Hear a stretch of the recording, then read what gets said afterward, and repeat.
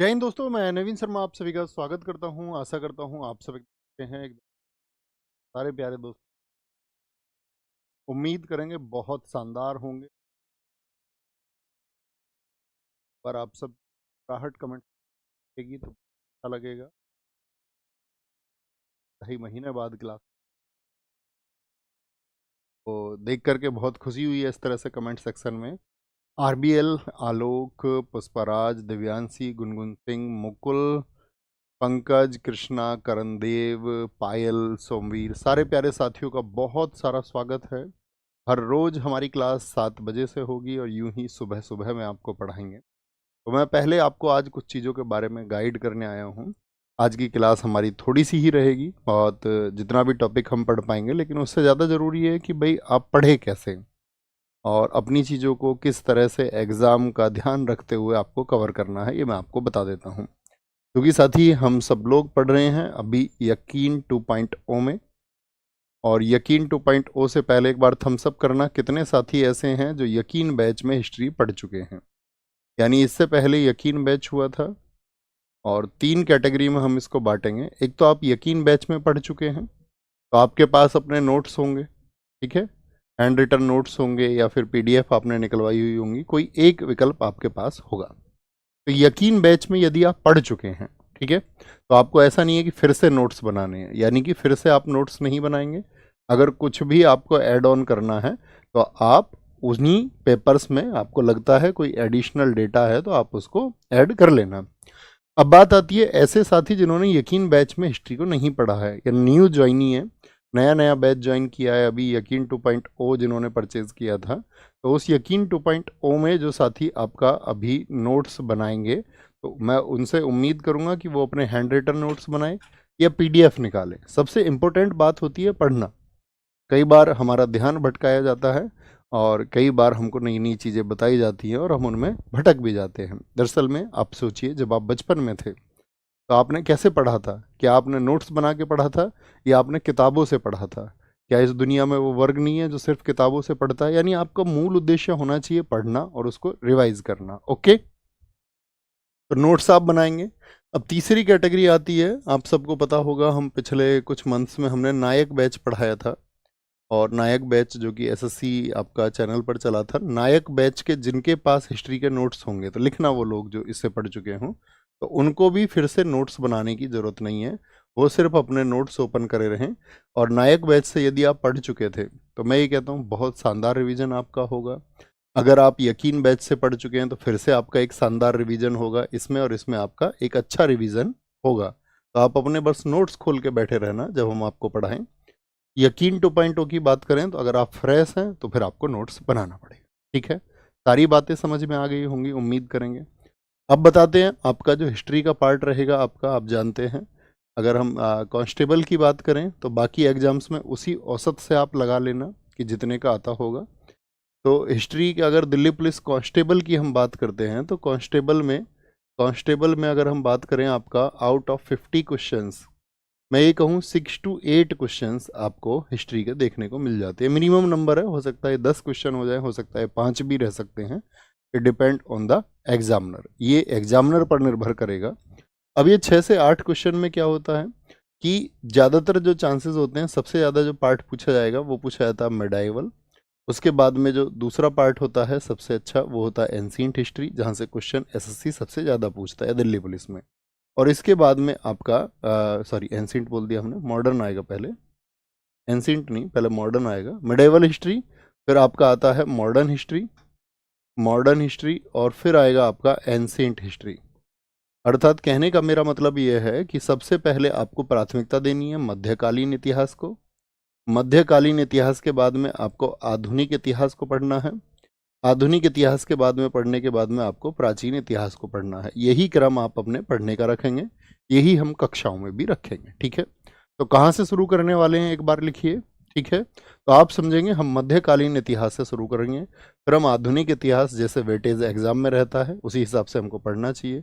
प्राचीन जिसका बहुत कम वेटेज रहता है उस प्राचीन इतिहास को हम सबसे बाद में पढ़ेंगे। बात क्लियर है? बात क्लियर है, सारे साथी बताएंगे एक बार, कोई इशू तो नहीं है। अब मैं आपको बता दूं कि आपकी कक्षा में बहुत सारे ऐसे बच्चे रहते हैं, अपने अनुभव के आधार पर मैं कहूं, जो शरारती बच्चे होते हैं। शरारती बच्चों से मेरा मतलब है, करना तो वो भी ज़िंदगी में अच्छा चाहते हैं, इसीलिए तो पढ़ाई करते हैं, लेकिन वो भटक जाते हैं कई बार और अपना ध्यान कई बार इधर उधर वो लगाने लग जाते हैं। तो मैं ये कहूँ कि आप बस इतना याद रखना, पूरी कक्षाएं आप करें और अच्छा परफॉर्म करना चाहते हो और जॉब चाहते हो तो इस कमेंट सेक्शन से दूर रहना। और आप कुछ भी लिखेंगे वो निरर्थक रहेगा। हाँ, आप अपना डाउट, अगर एक जेन्युइन डाउट है, आपको लगता है कि उसका सॉल्यूशन आपको नहीं मिलेगा, तो आप उसको अच्छे से लिख सकते हैं, अपने सवाल को आप पूछ सकते हैं। Okay boss? तो ये सारी बातें उम्मीद करूंगा आपको समझ में आई होगी। एग्ज़ाम आप जानते हैं अभी सीपीओ का आ गया है 9 से 12 दिसंबर। सीपीओ के बाद में आपका ये सीपीओ जेई लगा हुआ है, और सीपीओ जेई होने के बाद में आपका एमटीएस होगा एसएससी का, और एमटीएस के तुरंत बाद में दिल्ली पुलिस होगा। यानी कि कम से कम आप दिल्ली पुलिस की डेट एक आधार मान के चलिए 12 जनवरी। तो 12 जनवरी से पहले तो नहीं होगा, तो मोटे मोटे हम कहें 10 जनवरी आप अपना टारगेट मान सकते हैं। अच्छा भैया, अब जो हम हिस्ट्री पढ़ेंगे ये कब तक हमारी पूरी हो जाएगी? तो हम आपको अभी टॉपिक्स दिखाएंगे। ऐसा होगा किसी क्लास में तो एक टॉपिक ही होगा, कुछ टॉपिक छोटे हैं तो ऐसा होगा एक क्लास में 3-4 टॉपिक हो जाएंगे, ठीक है? कहीं कहीं पर 4-5 टॉपिक भी हो जाएंगे। कक्षा हम ऐसे करेंगे, मैं ध्यान से बैठ करके आपको पीडीएफ, आपका यहाँ पर रिटन पीडीएफ हम रखेंगे, ठीक है? रिटन पीडीएफ हमारी होगी ताकि आपको अतिरिक्त ध्यान न देना पड़े। और ये जो पीडीएफ हमारी होगी ये आपको क्लास से एक दिन पहले कुछ टॉपिक्स की मिल दिया करेगी, एक दिन पहले, ठीक है? अभी शुरुआत में 1-2 दिन इशू रहेगा, क्योंकि 1-2 दिन तो आज तो हमने जैसे शुरू ही किया है, तो कल आपको पीडीएफ नहीं दे सकते थे, आज पढ़ाएंगे और अगली 1-2 क्लासेस की पीडीएफ आपको एक दिन पहले मिल जाया करेगी। यानी आप देखा करोगे, जैसे मान के चलिए आज आपका हम बात करें 12 नवंबर है, कल 13 नवंबर होगा, तो 13 नवंबर को जब आप देखेंगे तो 12 नवंबर की जो पीडीएफ अपलोड होगी उसी में 13 नवंबर के नोट्स भी होंगे, यानी एक दिन पहले वाली क्लास में। जब आप 14 नवंबर की क्लास पे जाएंगे तो आपको अपना नोट्स देखना है 13 नवंबर की पीडीएफ में। 13 नवंबर की पीडीएफ में आप देखोगे उसमें आपका टॉपिक्स आगे रहेंगे। ये क्यों कर रहे हैं हम? ये हम इसीलिए कर रहे हैं ताकि आप अपने नोट्स अपने समय के हिसाब से बना पाएँ, और कक्षा में जब आप आएँ तो बहुत ध्यान से सुनने आएँ। ऐसा नहीं आपका ध्यान बोर्ड की तरफ भी है, आपको टीचर की बातें भी सुननी है और आपको फिर लिखना भी है। तो इससे क्या होता है, डिस्ट्रैक्शन होता है और बहुत सारी चीज़ें हमसे स्किप हो जाती हैं, और इसीलिए हम चीज़ों को भूलते भी हैं। बात क्लियर है? यानी जो क्लास हम कर रहे हैं, जैसे कि हमारा, आप ये मान लीजिए 2 दिन आपको इशू रहेगा, आज और कल। 14 नवंबर को आप क्लास लेने जब आएँ सुबह 7 बजे, तो उससे पहले आपको पता होगा कि मेरी पीडीएफ 13 नवंबर को आ चुकी होगी, मैं 13 की नाइट में उसको देख सकता हूँ। 15 नवंबर की पीडीएफ 14 को आ चुकी है, मतलब जैसे भी क्लास होंगी, तो इस वीक की बात है। और ये क्लास का हमारा शेड्यूल रहेगा आपका फ्राइडे तक का, मंडे टू फ्राइडे ये क्लास रहेंगी। इतनी बात भी क्लियर है? तो यानी कि जैसे सैटरडे संडे क्लास नहीं होगी भैया, तो सैटरडे संडे जब क्लास नहीं होगी तो फ्राइडे वाली जो पीडीएफ होगी उसमें अगले मंडे ट्यूसडे और नेक्स्ट वीक की पूरी पीडीएफ मिल जाएगी। बात क्लियर है? कोई इशू तो नहीं है? अब क्लासेस की बात कर लें, कौन से टॉपिक्स हमको पढ़ने हैं, नंबर ऑफ क्वेश्चंस मैं आपको बता चुका, एग्जाम डेट मैं आपको बता चुका। अब आगे आते हैं, ठीक है? अब ये टॉपिक्स की बात करते हैं, जो टॉपिक्स हमको पढ़ने हैं। तो हम मिडाइवल हिस्ट्री से शुरू करेंगे, मध्यकालीन भारत से। जैसे भारत पर मुस्लिम आक्रमण कैसे हुआ था, ठीक है, भारत में क्या स्थितियां थी, दिल्ली सल्तनत फिर कैसे आई, दिल्ली सल्तनत में जो 5 डायनेस्टी हुए। तो आप एक क्लास तो इसकी मान करके चलना, हो सकता है कि वो कम ज़्यादा हो जाए 1-2 क्लास, ठीक है? गुलाम वंश की हम बात करेंगे, एक क्लास आप इसकी मान के चलना गुलाम वंश की। खिलजी, तुगलक और सैयद ये थोड़े छोटे वंश हैं, फिर भी आप मान के चलना कि यहाँ पर हम आपका क्या बोलेंगे, एक क्लास इसके लिए हो जाएगा, तो 3 क्लास। लोधी वंश की बात करेंगे हम आपका, और विजयनगर साम्राज्य, ठीक है, ये हमारा एक क्लास में ये हो जाएगा, 4 क्लास हो गए। दिल्ली सल्तनत में एडमिनिस्ट्रेशन किस तरह का था, दिल्ली सल्तनत में साथी साहित्य किस तरह का था, ये सब हमारा एक क्लास में हो जाएगा। नंबर ऑफ क्लासेस आप जोड़ते चलना और मुझे बताना फाइनल कितनी क्लास बनेंगी, प्लस माइनस कर लेना। उत्तर और दक्षिण भारत में जो राजवंश हुए उनको हम पढ़ेंगे। भक्ति और सूफी आंदोलन क्या चला था देश में उसको हम पढ़ेंगे। और फिर मुगल वंश की शुरुआत हम करेंगे। मुगल वंश की शुरुआत के समय पर साथी हम आपका बाबर, बाबर आपका बहुत छोटा टॉपिक है, हुमायूं और शेरशाह ये एक क्लास में हो जाएगा, ठीक है। मॉर्लेमेंटो सुधार यहाँ बीच में ये गलती से लिख गया है, ठीक है। यहाँ पर हुमायूं और शेरशाह ये गलती से कुछ टाइप हो गया, 1 मिनट में देख लेता हूँ। ये इन्होंने गलती से टाइप कर दिया है। हाँ हाँ हाँ हाँ, आधुनिक इतिहास को इन्होंने एक टॉपिक में लिख दिया है। देखिए मैं आपको बता देता हूँ, दरअसल में जब यहाँ पर होगा, हमने इनको टॉपिक लिख कर दिए थे, पूरा प्रिंट इसको छाप देना, कोई दिक्कत नहीं, कोई इशू नहीं, हम आपको बता देते हैं। देखिए ये सब हमारे आधुनिक भारत के टॉपिक हैं, ठीक है। आधुनिक भारत के टॉपिक लिखे हुए हैं, तो इन्होंने मुगल साम्राज्य में लिख दिया है कि हम पहले मुगल साम्राज्य को पढ़ेंगे। और मुगल साम्राज्य जो रहा था वो हमारा 1857 तक रहा था। कब तक रहा था? 1857 तक। बहादुर शाह जफर द्वितीय आपका अंतिम शासक थे 1837 से 57 तक। तो वहां तक पढ़ने के बाद में फिर हमारा आधुनिक इतिहास चलेगा, और ये आधुनिक इतिहास के टॉपिक हैं, ठीक है। तो कहने का मतलब जो हमने काउंट किया था कि लगभग आपका 35, अगर हम आपको बताएं 35 क्लासेस में आपके टॉपिक पूरे होने थे। 35 क्लासेस में, तो आप एक आधार मान के चलना, 35 क्लासेस में हम इसको सीख जाएंगे और समझ जाएंगे। एक बार लिख दीजिए कमेंट सेक्शन में 35, ताकि हम समझ जाएं कि आप तक बात पहुंच चुकी है 35 की, ठीक है। कोई दिक्कत? बहुत थैंक यू यादव अभिषेक जी। कोई इशू, कोई परेशानी? सर मैंने नायक बैच से हिस्ट्री पढ़ा हुआ है, तो क्या अभी बता चुका हूँ मैं ये सारी बातें, ठीक है। क्योंकि हमने आपको बताया, तो आपको फिर से नोट्स बनाने की जरूरत नहीं है। शुरू करें, मध्यकालीन इतिहास से शुरू करते हैं। आपके पास 2 चीजें होंगी, ये उम्मीद मैं आपसे करता हूँ। एक तो इंडिया का मैप, यानी कि भारत का मैप आपके पास होना चाहिए, और एक वर्ल्ड मैप, यानी कि जो कॉम्पिटिटिव एग्जाम की तैयारी बच्चे कर रहे हैं, जो साथी तैयारी कर रहे हैं, तो उनको पता होना चाहिए भारत के राज्यों की स्थिति कहाँ पर है, कौन सा राज्य किसका पड़ोसी है, और ऐसे ही कौन सा देश किसका पड़ोसी है। एक मोटा मोटा आइडिया आपको होना चाहिए, एक लगभग आइडिया जिसको हम बोलते हैं। ओके बॉस, चलिए अब यहाँ पर शुरू करते हैं हम अपनी क्लास को। और इस क्लास में हम आपका, बहुत ध्यान से सुनना है आपको, अतिरिक्त बातें किसी को नहीं करनी है। बस अपने पेन और कॉपी को बंद कर दीजिए और मेरी बात ध्यान से सुनिए। जो मैं पढ़ाऊं, आप जब नेक्स्ट डे आए तो एक प्रॉमिस लिखिए कमेंट सेक्शन में कि आप उसको एटलीस्ट 10 मिनट पढ़ के आएंगे। जो मैंने आपको पढ़ाया होगा आप 10 मिनट उसको पढ़ के आएंगे, ठीक है। ओके, देखिए हम शुरू करने जा रहे हैं इतिहास। इति दन ह दन आस, इसका मतलब होता है कि ऐसा हुआ था। It was happened, it was happened, it was happened, ऐसा हुआ था। भाई आप किस घटना को इतिहास कहेंगे?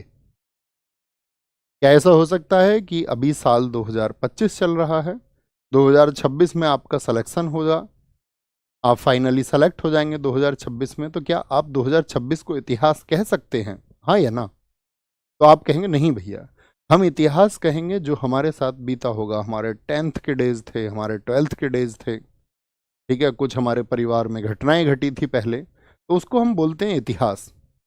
अच्छा, अब दूसरी बात आएगी, जैसे आप कहेंगे कि आपके घर में कोई घटना घटी थी, क्या वो भी इतिहास है? क्या आपने जब 10th किया था, आपके स्कूल के दिन थे, 12th किया था, क्या वो भी इतिहास है?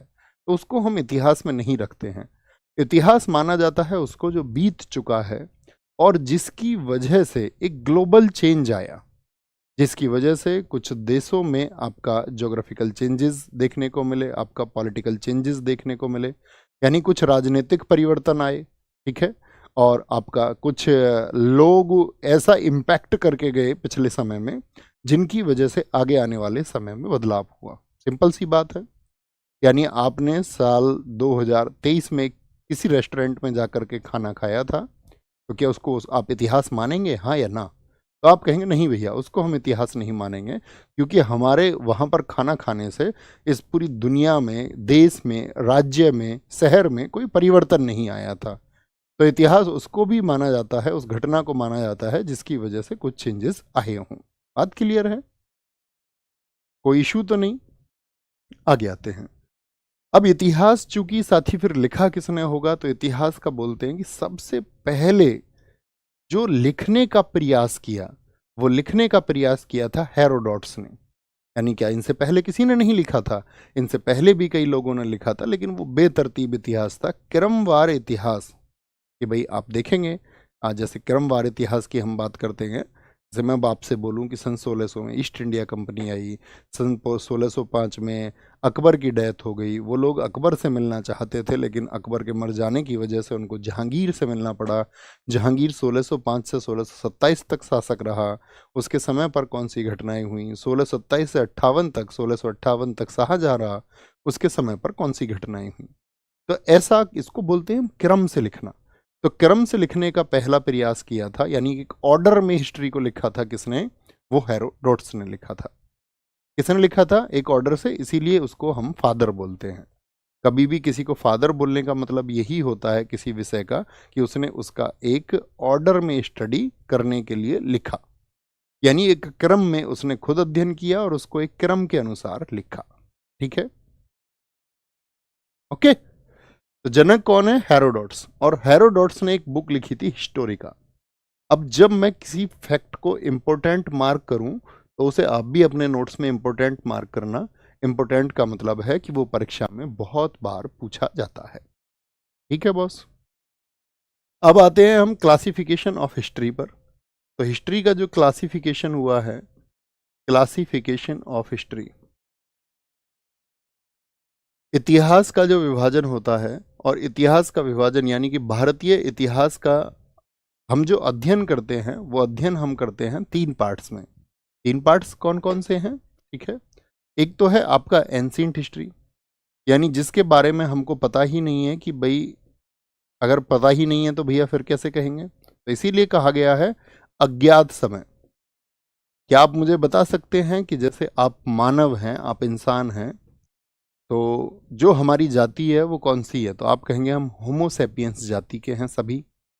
आप चाहे किसी भी धर्म के व्यक्ति हों, चाहे आप किसी भी जाति के व्यक्ति हों, हम सब होमोसेपियंस हैं, हम सब समान हैं। क्योंकि राजनीतिक लोगों ने, या मैं कहूँ अपने अपने फायदे के लिए लोगों ने सबको अलग अलग धर्मों में बांट दिया, अलग अलग जातियों में बांट दिया। ये हम प्राचीन इतिहास में पढ़ेंगे कि ऐसा क्यों हुआ था। अभी हम सिर्फ बात कर रहे हैं कि हम सब होमोसेपियंस हैं। तो होमोसेपियंस का जो उदय है वो माना जाता है लगभग 40,000 साल पहले का, कि आज से 40,000 साल पहले होमोसेपियंस, क्योंकि आपने अगर कभी छोटी कक्षाओं में पढ़ा हो तो आपने पढ़ा होगा आदि मानव होते थे। आदि मानव के विकास का एक क्रम है। पहले मनुष्य जो था वो अपने चारों, दोनों हाथ दोनों पैर पर चलता था, धीरे धीरे उसने खड़े होना सीखा, और वो फिर ऐसे कंगारू की तरह मतलब ऐसे समझो आप कि वो सीधा खड़ा हो गया। तो ये एक प्रक्रिया रही है हजारों वर्षों की, कि मनुष्य ने खड़ा होना सीखा, मनुष्य ने आग जलाना सीखा, मनुष्य ने पहिया चलाना सीखा। तो इस विकास में हजारों वर्ष लगे, और लगभग 40,000 वर्षों की ये यात्रा है। बात क्लियर है? इतनी बात क्लियर है? कितने वर्षों की हमारी यात्रा है? 40,000 वर्षों में आज जो आप पढ़ रहे हैं और जो मैं पढ़ा रहा हूँ, हम सब जो एक यात्रा तय करके आए हैं वो 40,000 वर्षों की है। तो इसीलिए बोलते हैं कि उसमें कुछ लोग कहते हैं नहीं जी ये यात्रा तो 45,000 वर्षों की है, कुछ कहते नहीं ये यात्रा तो 50,000 वर्षों की है। तो इसीलिए इसको कहा जाता है अज्ञात समय, यानी कि नॉट डिफाइंड, पता नहीं है। उससे लेकर के सन 712। तो सन 712 क्या है? इससे पहले का एक भारत था। सन 712 में क्या हुआ था कि भारत में एक आक्रमणकारी आया था। कौन बताएगा उसका क्या नाम है? उसका नाम था मोहम्मद बिन कासिम। तो मोहम्मद बिन कासिम का जैसे ही आक्रमण हुआ, तो भारत में उसको बोला जाता है अरब अटैक, यानी अरब देशों के निवासियों ने भारत पर आक्रमण किया, और वह आक्रमण का वर्ष था सन 712। तो एक तो वहां तक के इतिहास को रखा है। अब अरब का आक्रमण हुआ तो भारत में मुस्लिम आक्रमणकारी आना शुरू हो गए। तो एक जो वर्ग है मुस्लिम आक्रमण का भारत पर जो प्रभाव रहा इसके बाद में, और औरंगजेब की डेथ तक, यानी कि 1707 में एक मुगल शासक था औरंगजेब, और मैं आपसे कहूं तो वो आपका बाबर, हुमायूं, हुमायूं के बाद में आपका अकबर, अकबर के बाद में जहांगीर, जहांगीर के बाद में शाहजहां, और शाहजहां के बाद में औरंगजेब।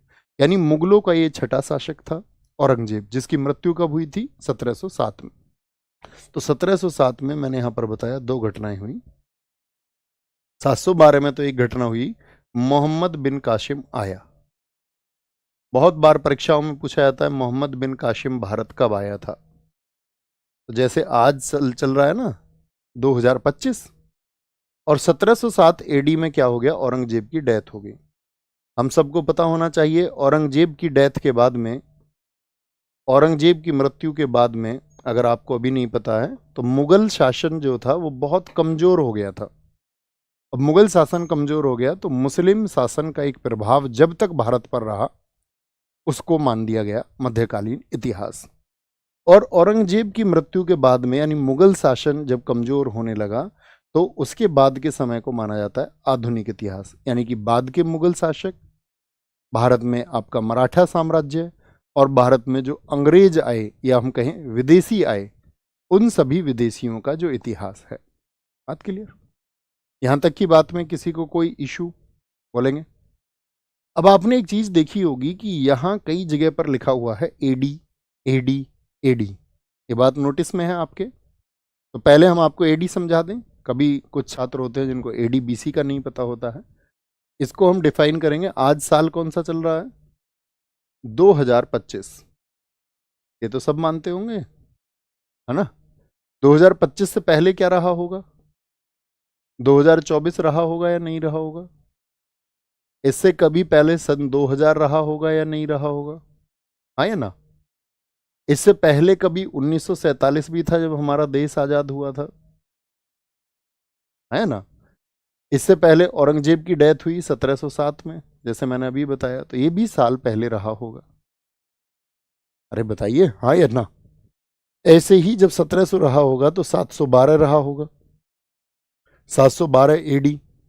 तो जो ईसा मसीह थे ईसा मसीही का जो जन्म है वो आधार वर्ष माना गया है, उसको शून्य वर्ष माना गया है। शून्य वर्ष किसके जन्म को माना गया है? ईसा मसीह के जन्म को। यानी कि ईसा मसीह के जन्म से पहले, जैसे ईसा का जन्म हो गया 0 पर, और इससे पहले अगर कोई घटना हम कहेंगे कि ईसा के जन्म से 4 वर्ष पहले की घटना है, तो उसको क्या बोलते हैं हम? ईसा पूर्व। यानी ये हम कहना चाहते हैं कि ये घटना ईसा के जन्म से 4 वर्ष पहले की है, यानी कि बिफोर क्राइस्ट उसको हम बोलते हैं, बिफोर क्राइस्ट, बीसी उसको हम कहते हैं। ये सब हम प्राचीन इतिहास में अध्ययन करेंगे, उसकी चिंता नहीं करना। मोटे तौर पर समझिए, ये बात समझ में आई? यानी ईसा के जन्म के बाद, तो ये तो ईसा के जन्म से पहले हो गया, पूर्व का मतलब पहले ही होता है, और ये सब क्या हो गया? ये हो गया ईसा के जन्म के बाद, अर्थात ईसवी। और जो ईसवी है उसी को हम एनो डोमिनी यानी एडी भी कहते हैं, यानी कि जो वर्तमान कैलेंडर चल रहा है इसको हम एडी कहते हैं। तो जब 2026 या हम बोले कल आपको 2045 भी आएगा, 2045 को आप क्या कहेंगे? एडी। वर्तमान में जो कैलेंडर चल रहा है इसको एडी लिखते हैं। Okay boss? और जो ईसा के जन्म से पहले है, यानी कि 0 से भी पहले है, उसको हम बोलते हैं आपका ईशापुर। अब हम आपको छठी क्लास में ले जाते हैं। छठी क्लास में आपने नकारात्मक और सकारात्मक संख्याएं पढ़ी होंगी, नेगेटिव एंड पॉजिटिव नंबर्स। जैसे कि यहाँ 0 है, दाएं हाथ पर रहते थे +1, +2, +3, और बाएं हाथ पर रहते थे -1। बोले भैया अब तो हम भूल गए, वो पुरानी बातें हैं। भूल गए तो कोई बात नहीं, हम याद दिला देंगे। ये तो अरे जोड़ घटाने तो सबको आते होंगे, हाँ या ना? आप कहेंगे हाँ जी भैया आते होंगे। तो इसके कहने का मतलब क्या है? कहने का मतलब ये है कि मैं यदि आपसे बोलूं कि सिकंदर 326 बीसी में भारत आया, कौन आया? सिकंदर आया। तो मैं आपसे पूछ रहा हूं अब से कितने साल पहले वो आया था? तो आपको हमेशा देखना है वर्तमान में जो समय चल रहा है 2025, उसमें उसको ऐड कर देंगे, क्योंकि बीसी का मतलब क्या है? 0 से पहले 326 साल और इधर वाले 2025। तो बीसी का क्या मतलब है? इतने साल पहले, यानी कि अभी 2025 तो चल ही रहा है, इससे भी 2025 के अलावा भी 326 साल पहले। तो कभी भी बीसी लिखा मिलेगा तो आप उसको जोड़ दें। बात क्लियर है? किसी को कोई इश्यू तो नहीं होगा? ये तो बहुत छोटी सी बात है। जैसे मैं आपको एक संख्या देता हूं, जैसे मैं आपसे बोलूं कि कोई घटना 135 ईसा पूर्व में हुई, यानी कि 135 बीसी में कोई इंसिडेंट हुआ था, तो मैं आपसे पूछूं आज से कितने साल पहले हुआ था? तो सिंपल आप कहेंगे 2025, तो ये साल हमने गुजार ही दिए कैलेंडर वाले, और ईसा के जन्म से भी 135 पहले कह रहे हैं, तो दोनों को जोड़ देंगे। और दोनों को जोड़ने का मतलब क्या हो जाएगा आपका? 2160 साल पहले की बात मैं कर रहा हूँ। ये बात क्लियर है? तो बीसी और एडी में कभी कंफ्यूज नहीं होना। बीसी का मतलब 2025 में सिंपल जोड़ दो। अच्छा, इतने साल पहले की बात है, इतने साल पहले की बात हम कर रहे हैं। ठीक है, शुरू करते हैं अब। हाँ जी भैया, अब हम आते हैं धर्म। सबसे पहले देखिए, रिलीजन। रिलीजन अगर मैं आपसे कहूं कि पूरी दुनिया में कितने धर्म हैं, तो आप कहेंगे पूरे विश्व में 4500 से अधिक संप्रदाय हैं। अब हर धर्म के अलग रीति रिवाज होते हैं, हर धर्म की अलग पद्धतियां हैं। कहीं ना कहीं कुछ ना कुछ लोगों ने उन धर्म की क्या रीति रिवाज होंगे, क्या पद्धतियां होंगे, इनको समय समय पर गढ़ा है।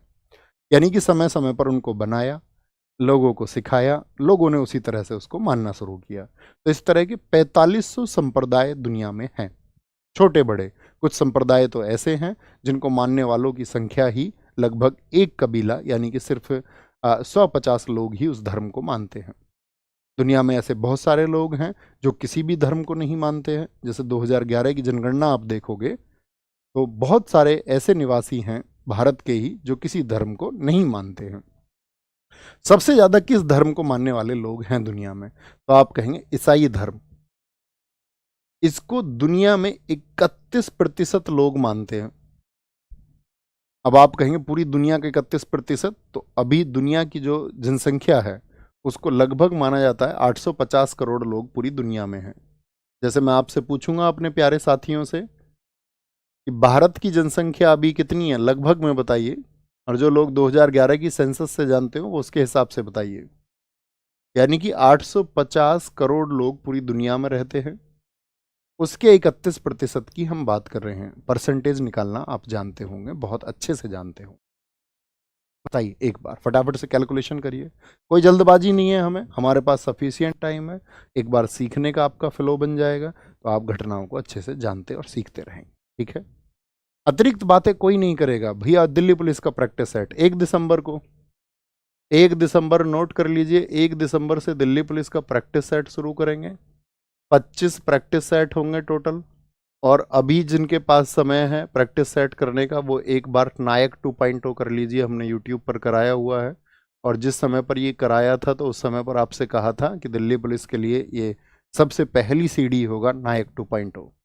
जब आप नायक 2.0 कर लें तो ये 25 प्रैक्टिस सेट जो हम 1 दिसंबर से चलाएंगे, और ये चलाएंगे हम सुबह 9 बजे से। सुबह 9 बजे, कितने बजे? सुबह 9 बजे से ही हम चलाएंगे। थम्सअप करिए, प्रैक्टिस सेट और खुश भी होइए। ठीक है, चलो, बहुत सारे लोगों ने कैलकुलेशन कर ली है कि भारत की जनसंख्या जो है वो लगभग आपका 140 करोड़ के आसपास है। यानी कि इंडिया की पॉपुलेशन 140 करोड़, हाँ मान सकते हैं, क्योंकि आप सबको पता होगा 2011 में ही हम लगभग 121 करोड़ पर थे। तो 121 करोड़ पर थे तो हम लगभग 135 से और 140 के बीच में कहीं पहुंच चुके होंगे जरूर। यानी कि लगभग 140 करोड़ आप मान लीजिए आज इंडिया में है। ऐसे ही पूरी दुनिया में कितने? 850 करोड़। और 850 करोड़ का अगर हम बात करें 31%, यानी कि लगभग 1/3 हो गया। अब 1/3 की बात यदि हम कर रहे हैं तो इसका मतलब कितना हो गया? ये हो गया लगभग 263 के आसपास। तो 263 CR, यानी कि 263 करोड़ लोग ईसाई हैं लगभग में। मुस्लिम की बात करते हैं तो दूसरे नंबर पर मुस्लिम आते हैं। मुस्लिमों की पॉपुलेशन पूरी दुनिया में कितनी है? 23% है। ऐसे ही हिंदू पूरी दुनिया का कितना है? 15% है। यानी कि 850 का 15% आप निकालेंगे तो इतने हिंदू हैं। ओके, बौद्धों की बात करते हैं तो 7% है। तो ये दुनिया के, मैंने बताया है, घटती संख्या में घटती संख्या में 4 धर्म हमने आपको बताए हैं। बाकी आप जानते ही हैं, सिख भी हैं, यहूदी भी हैं, पारसी भी हैं, और बहुत सारे ऐसे धर्म हैं। इसीलिए हमने आपको कहा कि 4500 धर्म हैं। जैन धर्म है 4500 धर्म। ओके। सबसे प्राचीन धर्म कौन सा था? सनातन। अभी उसको बदल करके हम लोग हिंदू कहने लग गए हैं, लेकिन सनातन सबसे प्राचीन नाम इसका हुआ करता था। अभी इसको कई बार हिंदू नाम से कहा जाता है और कई बार हम इसको आर्य धर्म कहते हैं। अब हिंदू धर्म जो है उसमें आस्था एक विषय है, नियम नहीं है। आप मुझे बताएं, ये मैंने क्यों कहा नियम नहीं है? इन सब बातों का बड़ा महत्व होगा। आप अगर कक्षाओं को बहुत ध्यान से सुनेंगे तो आपका एनलाइटनमेंट होगा। आप बहुत पैमानों पर सोच पाएंगे। यदि आप मेरी बातों को समझेंगे तो आपको जीवन में बहुत कुछ सीखने का मिलेगा, और वो हर एक विषय जो आपको जीवन ना सिखा पाए उस विषय का कोई महत्व नहीं बचता है आपकी ज़िंदगी में। बाकी सब तो खैर है ही, लेकिन इतिहास इसीलिए भी शानदार विषय है क्योंकि वह आपके जीवन निर्माण को सफल बनाता है। यदि आप सीखना चाहते हैं तो आप सीख जाते हैं। जैसे कि आप अपने घर से एक उदाहरण लीजिए। आपके घर में जितने भी लोग हैं वो देवी देवताओं में विश्वास रखते हैं या नहीं? यानी कि वो, अगर हम बात करें किसी भगवान में, किसी देवी में विश्वास रखते हैं या नहीं रखते हैं, तो आप कहेंगे हाँ जी रखते हैं। हम आपका अगर बात करें, अभी नवरात्रे गए थे, नवरात्रे भैया हमने बनाए। दिवाली पर लक्ष्मी जी की पूजा की थी, ठीक है। गणेश जी की पूजा करते हैं, शिव जी की पूजा, सोमवार के व्रत रखते हैं। लेकिन क्या आपके घर के सारे सदस्य पूजा पाठ करते हैं? आप कहेंगे भैया मम्मी तो बहुत करती हैं, पापा जी कई बार नहीं करते हैं, भैया करते हैं, दीदी करती हैं, भाभी करती हैं, लेकिन एक भाई नहीं करता है पूजा पाठ। तो यानी कि, और वो क्या हिंदू नहीं है? जो पूजा पाठ नहीं करते हैं क्या वो हिंदू नहीं है? तो आप कहेंगे बिल्कुल हिंदू हैं। तो यानी कि आप आस्था मात्र से भी हिंदू हो सकते हैं। आपको किसी रीति रिवाज को कि नहीं भैया आप पूजा पाठ ही करोगे तभी आप हिंदू कहलाओगे, तो इतना सनातन धर्म को अगर हम बात कहें कि लचीला बनाया गया कि भाई आप मान कर के भी हिंदू हो सकते हैं। जरूरी नहीं है कि आप सुबह उठें, पूजा करें, पाठ करें, आप रामायण का पाठ करें या आप कुछ श्लोकों को बोलें तभी आप हिंदू होंगे। यानी कि कोई फिक्स नियम नहीं है कि भैया आप हिंदू तब कहलाएंगे जब आप इस नियम को फॉलो करेंगे। ऐसा ही है कि नहीं है? जैसे कि अमन राजवत कह रहे हैं कि मैं पूजा नहीं करता, हमारे घर में बाकी सब करते हैं, तो फिर भी आप हिंदू हैं। इसका मतलब क्या हुआ कि हिंदू धर्म में आस्था मात्र का एक आपका रीति रिवाज अगर हम कहें या मान्यता है, नियम कोई नहीं है कि भाई एक आपका रिजिड लॉ बना दिया, कठोर कानून, नहीं ये करना ही होगा। ठीक है, आगे आएंगे। जैसे ईसाई धर्म है, ईसाई धर्म की एक पवित्र पुस्तक है बाइबल, आप सब जानते हैं ईसाई धर्म की। तो ये पहली पुस्तक आई थी दुनिया में जिसने किसी धर्म के कुछ फिक्स लॉ बना दिए, कुछ निश्चित नियम बना दिए कि भाई ये सर्टेन रूल्स होंगे, ये आप फॉलो करोगे तो आप क्रिश्चियन कहलाएंगे, तो आप ईसाई कहलाएंगे, तभी प्रूव होगी आपकी क्रिश्चियनिटी, नहीं तो आप क्रिश्चियन नहीं है। बाइबल पुस्तक की भी बात करें तो बाइबल दरअसल में पहले ईसाई धर्म में लिखे जाते थे ओल्ड टेस्टामेंट्स। अभी नए समय पे जो शिक्षाएं हुई न्यू टेस्टामेंट्स, उनको मिला करके बाइबल लिखी गई। तो ये पहली पुस्तक हुई बाइबल। समझ पा रहे हैं? लगभग अगर मैं आज से बात करूं तो 3000 साल पहले ईसाई धर्म के लिए कुछ नियम लिखे गए। यानी यहां पर हमको क्या चीज सोचनी है, कुछ धर्म ऐसे हैं जो बहुत कठोर नियम नहीं बना रहे हैं, कुछ धर्म ऐसे हैं जो नियम नहीं बना रहे हैं कि भाई आपका इस धर्म से होने के लिए कुछ नियमों को आपको पालन करना है, लेकिन कुछ ऐसे भी धर्म हैं जो आपका एक निश्चित नियम बना रहे हैं। बात क्लियर है? आगे आएंगे। इस्लाम धर्म, आज से 1400 वर्ष पहले ये धर्म आया, ठीक है।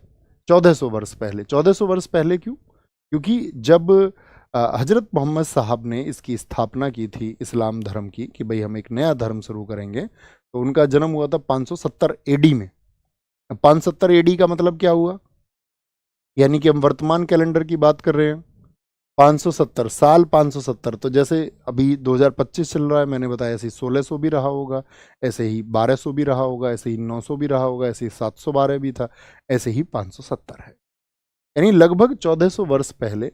और इस्लाम धर्म की जो पवित्र पुस्तक है उसका नाम है कुरान, ये सब जानते होंगे। कुरान में विशेष नियम बताए गए हैं। तो ये हम कहना चाह रहे हैं कि कुछ धर्मों में कुछ विशेष नियम बनाए गए हैं और कुछ धर्म ऐसे हैं जिनके विशेष नियम नहीं हैं। ठीक है, तो इस्लाम धर्म की जो स्थापना की थी वो पैगंबर मोहम्मद साहब का जो जन्म हुआ था वो 570 एडी में हुआ था, और इनका जन्म हुआ था मक्का में, जो कि सऊदी अरब में एक जगह पड़ती है, सऊदी अरब में। ठीक है, अरब देशों की स्थिति क्या थी जहां पर ये जन्मे थे? अरब कंट्रीज। अरब कंट्रीज हम उन कंट्रीज को कहते हैं जहां पर रेगिस्तान बहुत है। भारत के, अगर आप भारत का नक्शा आपने देखा है, भारत के बराबर में यदि आप देखेंगे तो कौन सा देश है, तो आप कहेंगे भैया भारत के एकदम बराबर लेफ्ट में पाकिस्तान है, पाकिस्तान से ऊपर अफगानिस्तान है, इधर फिर आपका ईरान, इराक, इस तरह के देश हैं, फिर आपका सीरिया, मिस्र जैसे देश हैं। तो यानी कि आप लेफ्ट की तरफ बढ़ते जाएंगे तो यही जो स्थल है यही अरब देश है, जहां पर आपका सऊदी अरब है। सऊदी अरब किस किस ने मैप पर देखा है? अगर नहीं देखा है तो आज ही आप वर्ल्ड मैप को डाउनलोड करें और उस पर आपको ढूंढना है कि सऊदी अरब कहाँ पर है। तो उसके आसपास का जो क्षेत्र है वो आपका अरब क्षेत्र आता है। तो अरब क्षेत्र में क्या था? रेगिस्तान था। अब रेगिस्तान था तो वहां पर, रेगिस्तान में आप जानते हो बहुत उपजाऊ भूमि तो होती नहीं है, यानी कि फर्टाइल लैंड होता है क्या वहां पर? खेती होती है, हाँ या ना? तो आप कहेंगे नहीं भैया, उपजाऊ भूमि नहीं थी। अब उपजाऊ भूमि नहीं थी तो उस समय पर लोग रहते कैसे थे? लोग रहते थे आपका कबीलों में। ये हमने लिखा है, मुख्यतः इस समय पर कबीले होते थे। जैसे कि आज आपने गांव देखे हैं, किसी किसी गांव में आप जानते हैं 1000 लोग रहते हैं, किसी गांव में 2000 लोग रहते हैं। गांव की बात कर रहे हैं, विलेज की। प्राचीन समय पर क्या है, इनको गांव ना कह करके जब रहते थे कहीं पर 10 लोग, कहीं पर 50 लोग, और जगह जगह पर कबीले होते थे। जैसे एक कबीला यहाँ हो गया, एक 10 किलोमीटर के बाद में हो गया, एक 30 किलोमीटर के बाद में एक कबीला हो गया। तो आप कहेंगे हाँ भैया जनसंख्या कम थी पहले, तो लोग कम रहे होंगे तो इतनी भीड़ भाड़ थोड़ी ना होगी पहले, इतनी भीड़ थोड़ी थी। आप कहेंगे नहीं, इतनी भीड़ नहीं थी। अरब देश जो कि साथी रेगिस्तान और कुछ उपजाऊ भूमि उसमें थी, उसमें मुख्यतः कबीले होते थे और हर कबीला किसी ना किसी की पूजा करता था।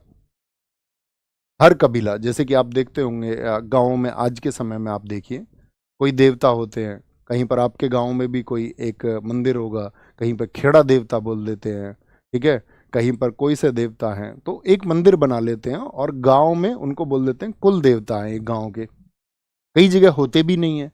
तो कहने का मतलब है कबीले यानी कि आपका पूजा पद्धति को शुरू कर चुके थे, किसी ना किसी में वो विश्वास रखते थे और ये मानते थे। जैसे पहले आप जानते हैं स्वास्थ्य सेवाएं नहीं थी, हेल्थ सर्विसेज नहीं थी, बच्चा बीमार हुआ और मर गया।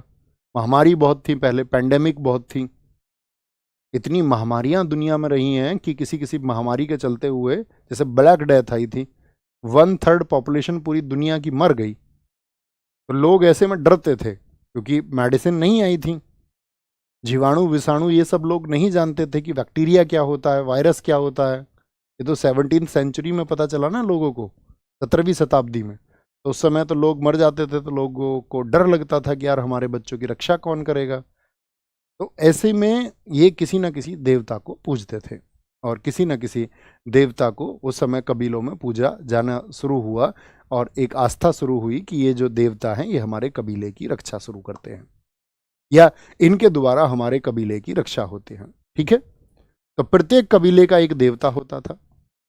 अब जो मोहम्मद साहब थे इनका जन्म हुआ था कुरैश परिवार में।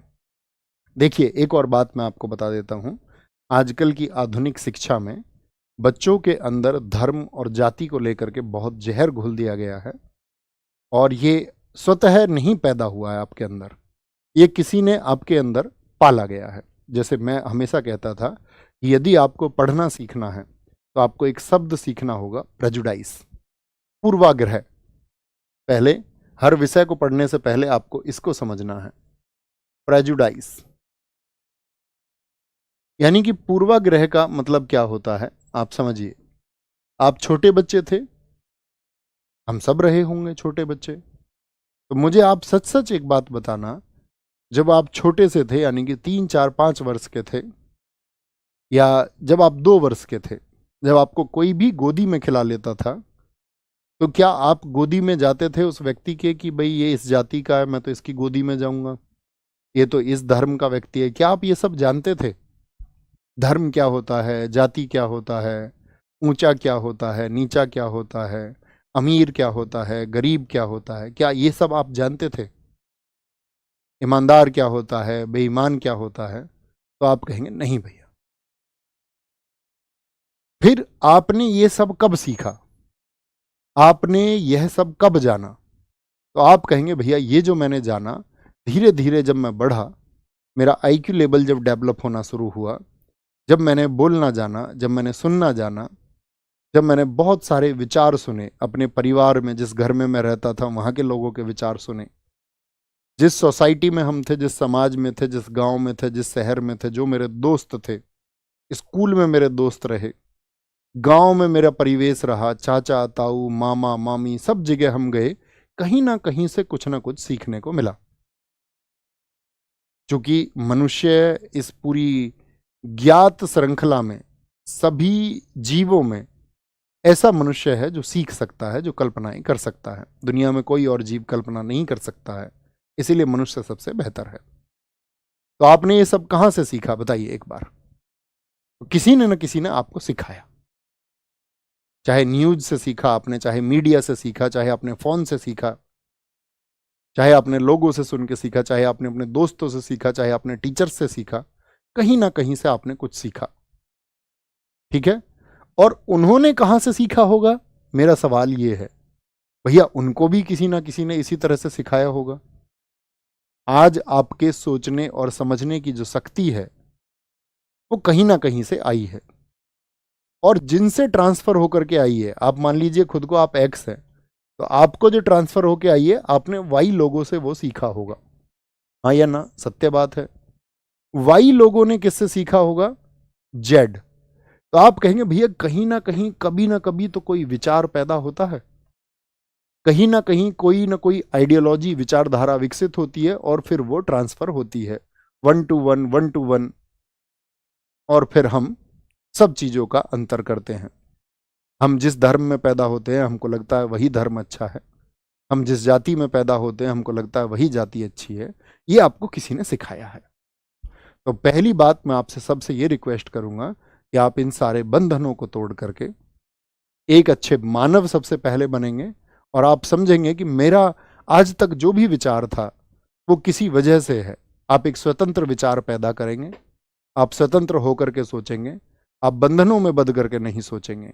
यानी कि आप जो बंधनों में बंध करके सोचते हैं, आप वह सोचते हैं जो कोई और आपको सोचने के लिए मजबूर करता है, वह आपकी सोच नहीं है। तो आप बंधनों से मुक्त होंगे, और एक बार यस लिख दें, आप कहेंगे हाँ जी, तभी आप सीख पाएंगे। नहीं तो आप अगर संकुचित मस्तिष्क से पढ़ना चाहते हैं, कॉन्ट्रैक्टेड माइंड से, तो फिर तो मतलब सीखना ना सीखना बराबर है। ओके, आते हैं।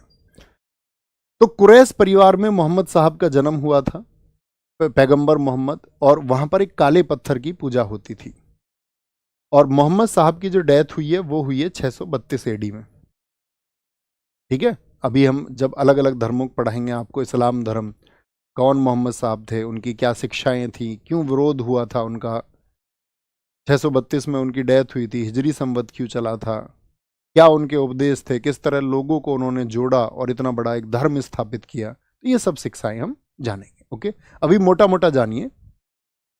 अबू जो ये आपका हजरत मोहम्मद साहब है, जब इनकी डेथ हुई, तो इनकी जब डेथ हुई तो ये बात हुई कि भाई इस्लाम में अब मोहम्मद साहब के बाद में, यानी सन 632 जब था, तो उनकी डेथ के बाद में अब इस्लाम को कौन संभाले, यानी कि अब शिक्षाएं कौन देगा, या पैगंबर मोहम्मद साहब की जो शिक्षाएं हैं उनको आगे कौन बढ़ाएंगे। तो सबकी बैठक हुई, और उस बैठक में एक पद बनाया गया, खलीफा, कैलिफ, इसको बोलते थे बगदाद का खलीफा। यानी कि पूरी दुनिया में कहीं पर भी मुसलमान होंगे तो खलीफा का जो आदेश होगा वह प्रथम आदेश होगा, उसको मानना पड़ेगा। आप चाहे कहीं भी हो, चाहे आप भारत हो, चाहे आप आपका अरब के देशों में हो, चाहे आप यूरोप के देशों में हो, खलीफा का एक आदेश होगा, और वही आदेश सर्वप्रथम आदेश होगा, वह सभी मुसलमानों के लिए प्राथमिक होगा, वो प्रायोरिटी होगी, उस ऑर्डर को फॉलो करना पड़ेगा। तो मोहम्मद साहब की डेथ के बाद में कौन सा पोस्ट क्रिएट कर दिया गया, खलीफा। तो इस तरह से पहला व्यक्ति जो यहाँ पर बनाए गए, पहले व्यक्ति बनाए गए अबू बकर, जो पहले खलीफा हुए। अबू बकर के बाद में दूसरे खलीफा हुए, क्योंकि ये 2 साल बाद इनकी भी डेथ हो गई थी। अबू बकर 632 से 634 तक रहे। 634 से 644 यानी 10 साल तक खलीफा रहे थे उमर व्यक्ति। तो कई बार कॉम्पिटिटिव एग्जाम में सीधा क्वेश्चन माना जाता है, पूछा जाता है कि इस्लाम जगत में मोहम्मद साहब की मृत्यु के बाद में प्रथम खलीफा कौन हुए थे, तो क्या नाम लिखेंगे? अबू बकर। दूसरे खलीफा कौन हुए? उमर। उमर एक ऐसे व्यक्ति हुए जिन्होंने इस्लाम का प्रचार बहुत बड़े स्तर पर किया। यानी आज का जो सीरिया है, आज का जो मिस्र है, आज का जो ईरान है, इन क्षेत्रों तक इनको पहुंचाया था आपका किसने? सारे लोग बोले, सब तक यहां तक पहुंचाया उमर ने। इसके बाद में उस्मान, उस्मान के बाद में अली, ये मोहम्मद साहब के दामाद रहे थे बाद में। तो कहने का मतलब ये है कि कितने खलीफा हुए थे, आपको याद रखना है, कॉमन 4 खलीफा हुए। और इन खलीफाओं का क्या काम था? मोहम्मद साहब की शिक्षाओं को सब तक पहुंचाना, यानी कि इस्लाम का प्रचार और प्रसार करना। अब हम सब जब जन्म लेते हैं तो किसी ना किसी वंश से होते हैं। तो इनकी जो डायनेस्टी थी, ये सब उमैयद वंश के लोग थे। यानी सन 633 से 750 तक जितने भी खलीफा हुए, यानी कुल 18 कैलिफ बोलते, कैलिफ 18 कैलिफ हुए, वो सब किस डायनेस्टी से थे? उमैयद वंश से। अभी हमने किसी पर महत्वपूर्ण नहीं लिखा, यानी एक परीक्षा के लिए उपयोगी नहीं है, आपके जानने के लिए उपयोगी है। आपको सिर्फ वो चीज़ें नहीं पढ़नी है जो आपसे एग्जाम में पूछी जाएंगी। एग्जाम में जो चीज़ें पूछी जाएंगी वो प्रश्न करने के लिए आपको जब इर्द गिर्द की चीज़ें पता रहेंगी तो आप आसानी से क्वेश्चन को सेलेक्ट कर सकते हैं। ठीक है।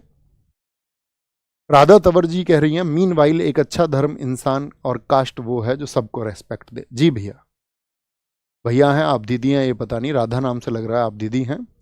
तो दीदी, मेरे हिसाब से आपका थॉट प्रोसेस एकदम अच्छा है, सबसे बेहतर इंसान वही है और आपका सोचना एकदम से सही है। ठीक है।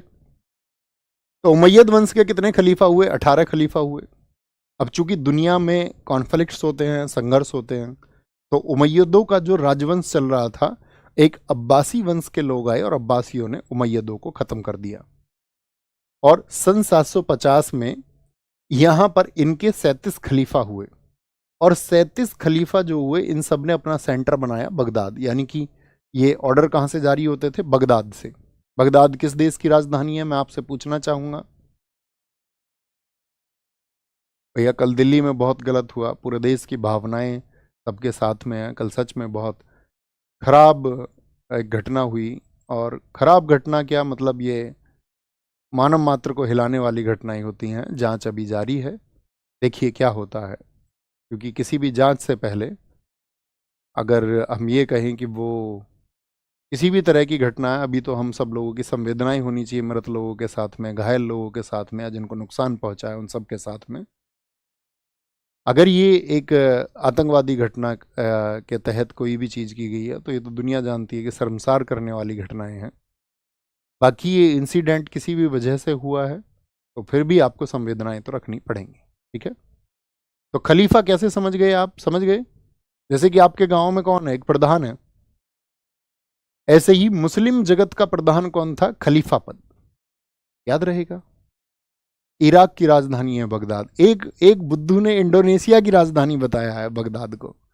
ये तुमको सिखाना पड़ेगा।